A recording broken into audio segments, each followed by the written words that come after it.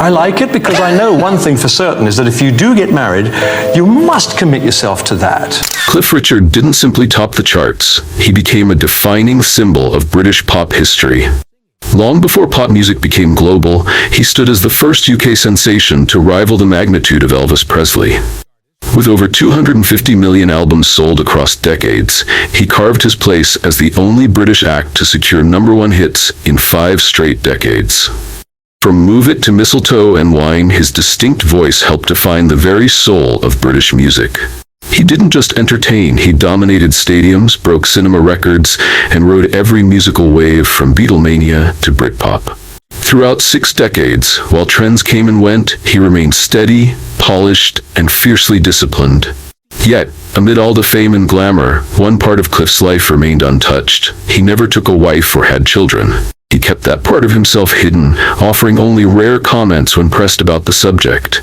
For years, fans speculated and newspapers tossed around theories, some blaming his religious convictions, others thinking he'd embraced a life of quiet reflection. But none of those guesses could capture the heart of it, because the truth behind his choice ran much deeper and far more personal. To grasp the real Cliff Richard, you have to rewind to before the lights, before the name, when he was still Harry. Long before music found him, he was simply a young boy in a land collapsing under the weight of a fading empire. Born far from the limelight on October 14, 1940, he entered the world as Harry Roger Webb in a British hospital in Lucknow, India, while World War II raged globally. Outside his birthplace, the empire was unraveling as India surged toward freedom and violent unrest spilled into the streets. By 1946, violence swept through Indian cities, forcing many British families, including the Webbs, to flee for their safety. 2 years later, they gave up everything they knew, boarding a crowded vessel, the SS Ranchi, to sail away from their old life. The voyage was no luxury cruise. It was 3 long weeks crammed with exiles seeking safety across a churning sea. What awaited them in post-war England was no dream, but a bleak, cold nation still trying to rebuild and barely able to welcome them. In a small house in Carshalton, Surrey, the family squeezed into cramped quarters with no son, no servants, and only coupons for meals. That harsh shift stunned Harry, but it also stirred something deep, a burning need to be noticed, to stand apart. He didn't just crave acceptance, he was hungry for greatness, and ready to transform himself to find it. Not long after that, the boy known as Harry disappeared, as a music agent suggested he needed a sturdier, marketable name. The name Cliff symbolized power and stability, while Richard was a nod to the untamed genius of Little Richard. That combination created a new identity, and with it, the world was introduced to Cliff Richard. No one, including Cliff himself, could have imagined what followed, because once he stepped into the spotlight, the nation went wild. British music had never seen anything like it, and with Cliff's emergence, a new chapter had begun. Everything changed with one rebellious tune, as Move It hit radios on August 29, 1958, and disrupted the status quo. It had raw energy and a sound that refused to be ignored, a sharp break from the soft, American-style melodies the country was used to. Cliff was only 18, but his voice was bold, gravelly, and far more mature than his age suggested. Even John Lennon gave him credit, once stating that before Move It, Britain had no music worth tuning in for. The song didn't just do well. It detonated, shooting to #2 and becoming a seismic moment in British music history. This wasn't just another pop act, but the birth of the first true British rock icon, something completely original. Crowds responded with wild devotion, as Cliff's shows quickly turned into chaotic, emotional spectacles.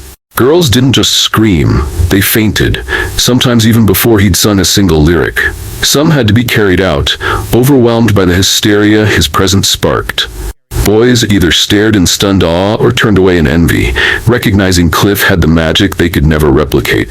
He had the charisma, the confidence, and the tone, a trifecta that lit a spark across Britain's youth like wildfire. Security teams were no match for the crowds, and the growing fan frenzy soon required full police intervention.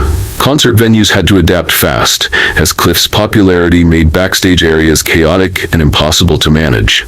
Journalists gave it a name, Cliff Hysteria, and it stuck like glue. Sensing opportunity, record labels pounced on any sound that even remotely echoed his. Practically overnight, Cliff Richard evolved beyond fame. He embodied a fresh kind of fame, amplified, rebellious, and impossible to predict. What Cliff had discovered was larger than just catchy tunes. He had unintentionally ignited the spark of British youth culture. For the very first time, young people in Britain had a voice and a figure they could relate to, and Cliff was about to prove that even when out of sync, he could still dominate. Although he had already conquered the charts by 1959, Cliff wasn't ready to slow down. That same year, he entered the film world through Serious Charge, a daring step for a teenage pop heartthrob. It was a risky pivot, a role filled with heavy accusations and tension, but it confirmed he was willing to take bold, creative leaps. Next came Espresso Bongo, a sharp and clever jab at the music machine. This time, Cliff wasn't just entertaining, he was reflecting the system back at itself. Back then, British pop idols didn't challenge the very industry that made them, but Cliff did, and it set him apart. Then 1963 arrived, and Summer Holiday shattered expectations. At its London premiere, over 3,000 fans swarmed Leicester Square. So many he couldn't leave his vehicle. Even before Cliff got out of the car, the soundtrack had already skyrocketed to #1. It remained there for an impressive 14 consecutive weeks. The movie was a blockbuster, second only to From Russia with Love, and its songs were chart gold. Hits like The Next Time, Bachelor Boy, and Summer Holiday, even Foot Tapper by the Shadows, kept Cliff's name everywhere. At this point, Cliff was no longer just a music act. He had become a multimedia powerhouse. Then came the Beatles, and critics braced for Cliff's downfall. Yet in 1964, while Beatlemania raged, Cliff landed 6 top 10 hits, outpacing even the Fab Four. Tracks like Constantly and I Could Easily Fall in Love with You cemented his relevance. Meanwhile, the industry struggled to keep up, scrambling in his wake. Even the Beatles gave Cliff his due respect. Paul McCartney admitted they left for Hamburg because Cliff had Britain sewn up. John Lennon was blunt. He said before Move It, British music wasn't worth listening to. And in 1965, Cliff didn't just survive, he soared past them all. In a global New Musical Express poll, fans named him the world's top male vocalist. He outranked legends, even Elvis, Lennon, and McCartney. While everyone else was chasing the new sound, Cliff was running quietly ahead, and what he did next would redefine what it meant to stay authentic. From heartthrob to rocker, Cliff's next chapter was unpredictable. By 1966, he'd done it all. But then came his most shocking announcement. At Earl's Court, beside evangelist Billy Graham, Cliff announced he had become a Christian. It wasn't a subtle hint. It was nationally televised. At a time when stars were embracing chaos, Cliff's faith seemed countercultural. Fans were baffled, and the industry started pulling away. Some assumed this was the curtain call, that Cliff's time was over. Even he considered leaving the spotlight behind for good, but instead of walking away, he stayed and adapted. He became the first major UK pop artist to openly express his faith and still succeed. Rather than abandon his music, Cliff let it evolve. He blended his beliefs with his art without missing a beat. Then came 1976, and with it, a twist no one could have predicted. Devil Woman, a track filled with mystery and danger, shattered his image. It dove into darker territory, themes of seduction and the supernatural. And it wasn't just successful, it stormed the UK and US charts, selling over 2 million copies. It became Cliff's first major hit in America, a place he hadn't yet conquered. And it proved once again, you could never count Cliff Richard out. Unexpectedly, the critics found themselves stunned, while fans couldn't get enough. And the rock elite? They took note. Badges reading I'm Nearly Famous popped up on legends like Jimmy Page, Eric Clapton, and Elton John, cheering on Cliff's daring return. Once quick to dismiss him, the press now praised his music, drawing bold parallels to Marvin Gaye's greatest hits. Rather than chasing what was popular, Cliff broke through by showing his true self. Something raw, something real. That shift wasn't just pivotal. It sparked a new chapter, where Cliff didn't just survive the next era, he redefined what musical longevity truly looked like. Yet, fame wasn't without its shadows. It came at a private cost for Cliff Richard, a cost he quietly carried. The story began in 1971 when Cliff welcomed a young, up-and-coming Australian singer, Olivia Newton-John, onto his television show. Olivia was just 22, radiating promise and charm, and Cliff saw something extraordinary in her immediately. Years later, he would describe her as a lifelong friend, but at the time his heart was holding a deeper truth. That truth? He had fallen in love, but she was already engaged to Bruce Welch, Cliff's own bandmate from the Shadows. Their romance was anything but quiet. It was filled with tension, publicity, and 5 long years of being engaged without ever marrying. And throughout that time, Cliff never revealed his feelings to her, keeping his love hidden away. "I missed my window," he confessed in his 2020 memoir, still aching from the unspoken past. While many secretly adored Olivia, Cliff watched from the sidelines, knowing she belonged to someone else. He never found another, never tied the knot, and the silence of that love haunted him well into his later years. Still, through it all, their bond endured. Cliff and Olivia remained close collaborators for over 4 decades. Together they shared duets, toured, and performed side by side, keeping the public guessing about the true nature of their connection.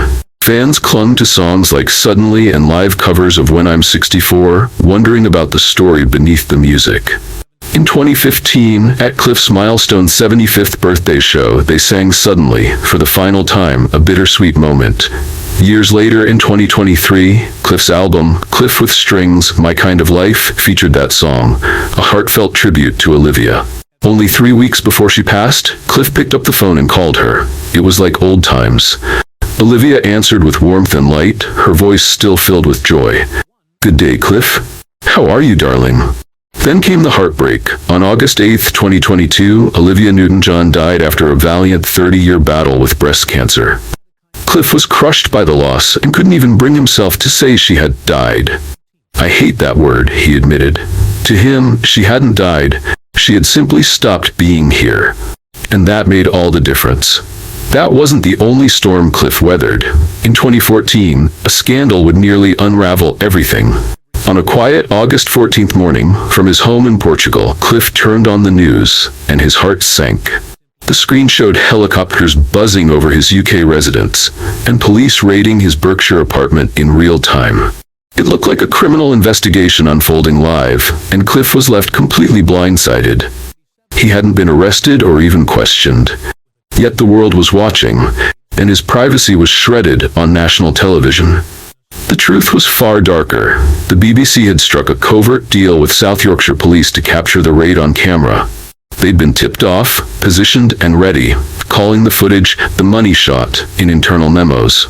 This wasn't journalism, it was theater. And Cliff was the unwitting centerpiece. The accusation? An old, unverified claim from the 1980s, one that crumbled under scrutiny. The described location didn't even exist. But for nearly 2 years, Cliff lived under suspicion, his reputation stained. Though no charges were ever brought, the harm had already been done, and Cliff Richard would never be the same. Cliff began to dread bedtime. His frame shrank, his body broke out in shingles. At times, he couldn't even lift his arms because he was so drained. "I felt like my home had turned against me," he confessed. There was no sense of protection anymore. He pulled back from public life. Once the pride of Wembley, Cliff couldn't even look at a crowd without breaking. As he sat in court, reading aloud the list of nations that aired the footage, he wept. His disgrace had been televised to the entire globe, without a single court hearing. And the thing that haunted him most wasn't the accusation. It was the worry that people would carry it with them forever. What the press couldn't strip from him were 2 things: redemption and legacy.